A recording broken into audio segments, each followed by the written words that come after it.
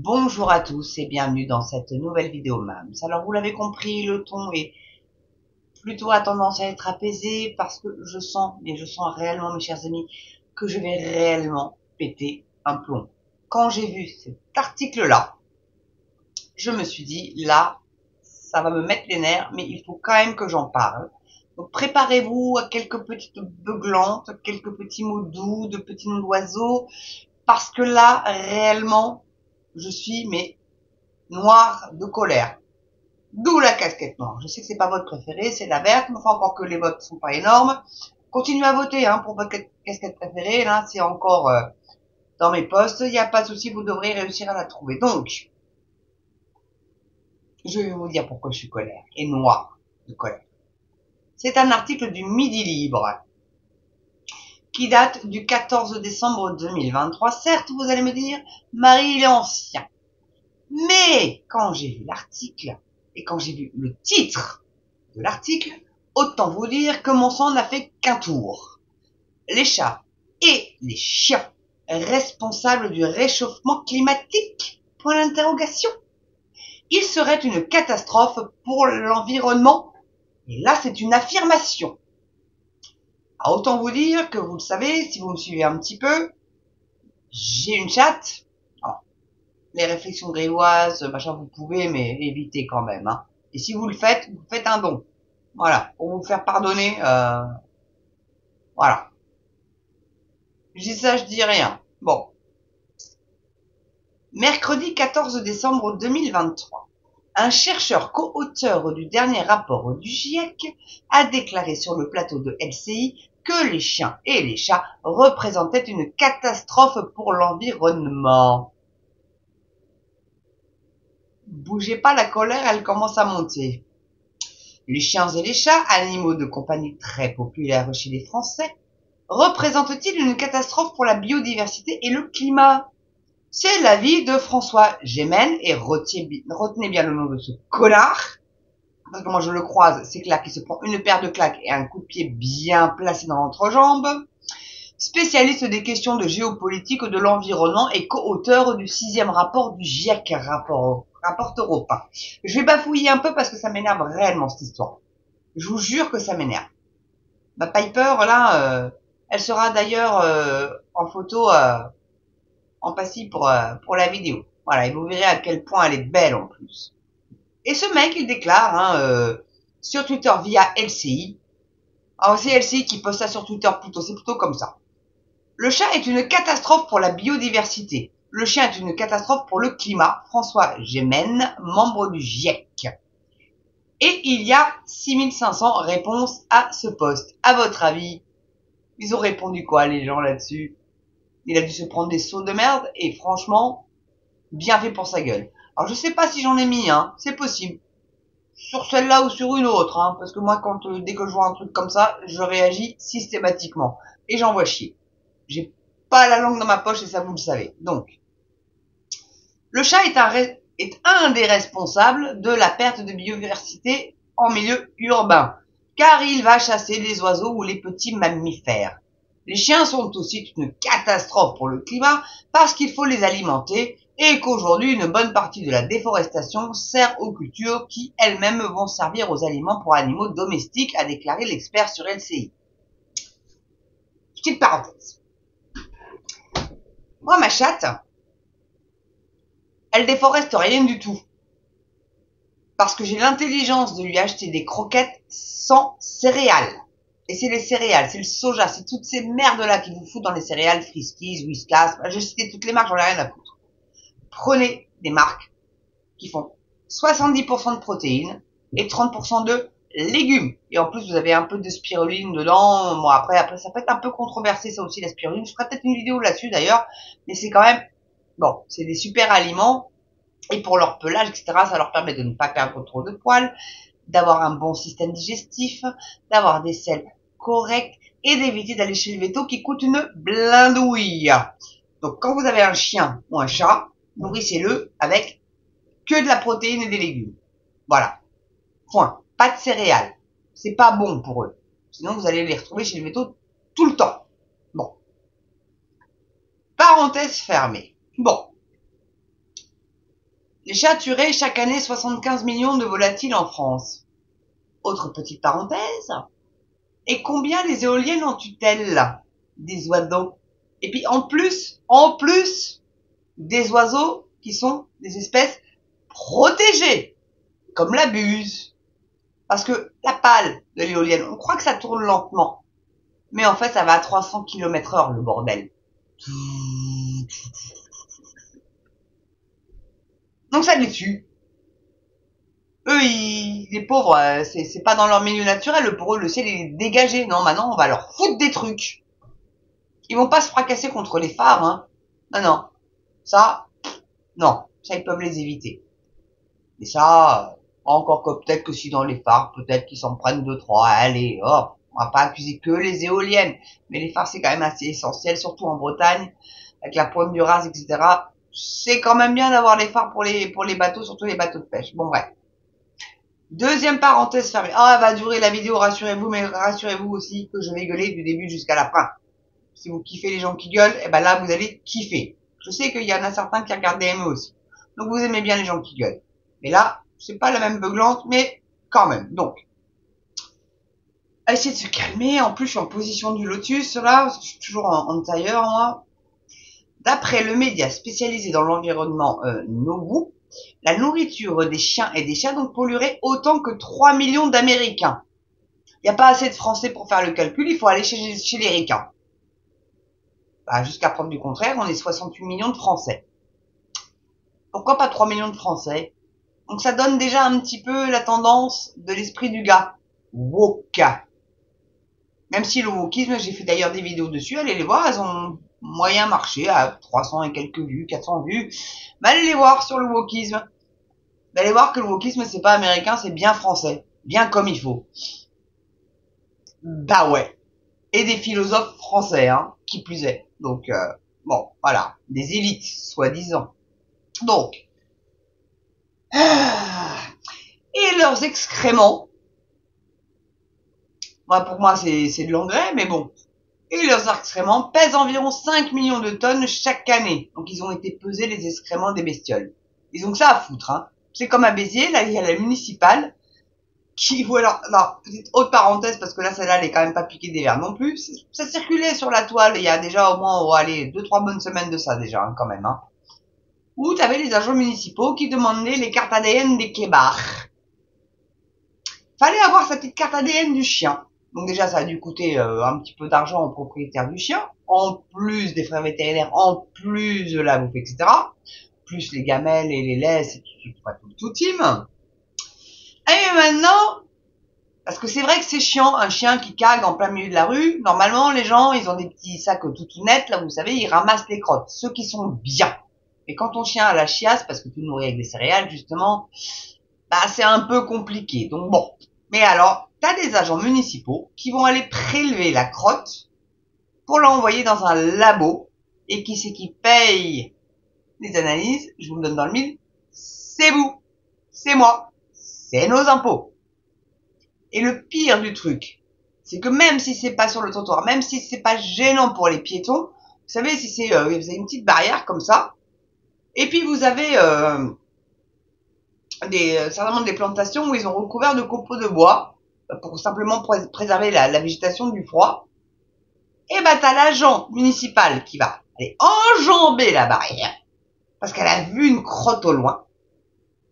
Et puis elle va aller avec son petit coton-tige, comme dans les experts Miami là ou machin, prélever l'ADN du chien. Et si le gars, il a le malheur de pas avoir sa carte ADN pour son clébard, il se prend 120 balles d'amende. Ouais. Non mais ouais quoi. Sans déconner. Non mais. À bientôt, les chiens qui vont marcher sur la tête aussi, comme les paysans avec les panneaux retournés, là, ça va faire pareil. Non mais, oh, hey, allô, quoi. Mais allô. Ah, merci Nabila d'ailleurs pour l'expression. J'espère que je prends pas de droit d'auteur pour ça. Après, je pense que c'est la phrase complète. Bon. Donc, oh, bref. Moi, je dis que les éoliennes tuent plus les oiseaux que les chats, hein. Mais bon. Et en plus, Et mon chat, elle, c'est des moineaux, c'est pas une espèce en voie de disparition du tout. Donc d'après le média spécialisé dans l'environnement, donc Novu, la nourriture des chiens et des chats polluerait autant que 3 millions d'Américains, ça je l'ai lu, pardon, excusez-moi. Excusez-moi. Bon. Donc, le site Nowu, il va falloir que j'aille vérifier ce truc-là, là, parce que ça peut être intéressant, évoque alors plusieurs pistes pour limiter les effets de ces animaux de compagnie sur notre planète, en privilégiant par exemple la nourriture sèche, croquettes, et à sel humide pâté. Alors, c'est vrai que les croquettes, c'est mieux. Déjà, parce que c'est leur brosse à dents, parce que vous n'êtes pas toujours à vouloir brosser les dents de votre chien ou de votre chat. Faut les habituer tout jeunes, déjà, et deux, faut le faire tous les jours. Après, si on a un animal de compagnie, en même temps, on s'en occupe, vous me direz. Mais là, tous les jours à faire ça, l'animal est pas forcément toujours d'accord. Enfin, il y a peut-être qui kiffe à remarquer, hein, ça existe, hein. Il y a vraiment des animaux hyper particuliers, mais c'est le dentifrice ou la pomme, comme pour nous, la pomme, c'est très bien de croquer les pommes, ça détartre vachement bien la pomme. Entre les repas, pomme, ça vous enlève le teint. Bon, ça c'est petit conseil de Normande. Bon. Et plutôt qu'à celle de l'humidité, pâté. Alors par contre, un truc, faites-moi plaisir. Petite parenthèse encore. Elle va durer long la vidéo, je pense. Mais bon, tant pis pour vous. Parce que là, il faut vraiment que vous l'écoutiez jusqu'au bout. Les croquettes pour les chats. S'il vous plaît, faites-moi plaisir. Pas de céréales dedans. Vous prenez 70% protéines et 30% végétales. Donc, c'est-à-dire des petits pois, des carottes, des machins, etc. Ou il y a même des fois où il y a de la spiruline dedans, à toute petite dose. Ça leur fait un poil nickel, ils perdent moins leur poil. Alors que quand vous avez de la croquette dans les aliments du chat, ça pose que des problèmes. Donc si vous voulez que votre animal de compagnie vive longtemps, arrêtez de leur fourguer des croquettes aux céréales. Bon, voilà. Non mais, donc, et puis la pâtée, c'est hyper addictif parce qu'ils vous mettent, comme sur les gâteaux pour les enfants, du fructose. Voilà, c'est pas du fructose, hein, c'est autre chose. Il y a un addictif. Donc, ce qui fait que votre animal, il va en réclamer. Donc, commencez jamais à faire ça, sauf l'été. Encore que, une bonne gamelle d'eau, c'est bien, normalement, hein. Alors, donc, apparemment, donc, les croquettes sèches est moins polluante. Une étude avancée qu'un animal nourri exclusivement de produits secs dispose d'une empreinte carbone de 828 kg de CO2 par an contre 6541 s'il mange des produits humides. Donc là, c'est quand même pas rien. Donc bon, une différence non négligeable. Ça, c'est quand même pas faux. On va pas leur retirer ça. C'est pas faux. Même si c'est ridicule. On est d'accord, c'est ridicule. Mais bon, pour ceux qui veulent avoir bonne conscience, voilà. Donc, bon, c'est la fin de l'article, heureusement, parce que je pense que sinon j'aurais monté dans les tours et elle aurait duré 1 heure. Enfin, en tout cas, moi j'ai mon chat, Piper. Enfin, ma chatte, Piper. Qui est un amour, qui est un terrain monstrueux. Si vous avez un chat ou une chatte, s'il vous plaît, pas en appartement. C'est malheureux. Ça a besoin de chasser. C'est contrairement au chien, le chien, c'est vraiment très fidèle au maître. Ça ne garde pas son instinct sauvage, que le chat le garde, lui. Et c'est en ça que je trouve ça plus intéressant un chat, et aussi que ça vous tient chaud l'hiver, hein, parce que moi elle vient sous la couette, hein, carrément. Elle se met contre mon flanc, elle ronronne, elle m'apaise et ça m'endort. Et non seulement ça, mais en plus, comme vous le savez, je suis cardiaque, hein, de 2 infarctus au mois d'août, et elle vient vraiment bien m'apaiser. C'est très bon aussi pour l'arthrose, les rhumatismes, le stress. Enfin, en tout cas, les chats, c'est un animal juste magique. Voilà. Et ça a cette particularité absolument appréciable, c'est que ça fait sa toilette très souvent. C'est limite tout le temps, quand ça dort pas tout le temps. Et puis c'est câlin, c'est voilà. C'est des boules d'amour. Donc voilà. Moi je suis pro chat. J'aime beaucoup les chiens. Hein. Je vous dis, j'en ai eu un, mais il y en a un qui m'a mordu. Donc maintenant, ah oui aussi, ceux qui sont propriétaires de gros chiens, la laisse s'il vous plaît. Déjà c'est obligatoire. Sinon vous prenez un PV. Mais bon, c'est jamais appliqué. Hein. Et vous allez me dire, oui, mais mon chien il est gentil, machin. Mais le chien de la quincaillerie il était sympa aussi. Il me connaissait bien. Il m'a quand même mordu. Vous voyez? On ne sait pas ce qui peut se passer dans leur tête. Donc les gros chiens, s'il vous plaît, tenez-les en laisse parce que les gens qui ont été mordus par un chien, ils ont un traumatisme. Donc je vous en supplie, vos chiens, c'est en laisse. Même un chihuahua. c'est en laisse. Ou dans vos mains, dans vos bras. Encore que, bah, si jamais il a décidé d'aller chiquer quelqu'un, parce qu'une odeur, parce qu'un bruit, parce que machin, on sait pas ce qui se passe dans leur tête. Mais même un chat, hein. Ça peut être dangereux, un chat aussi. Surtout en meute. Je vous garantis que ça peut l'être. Bon. Mais, c'est différent.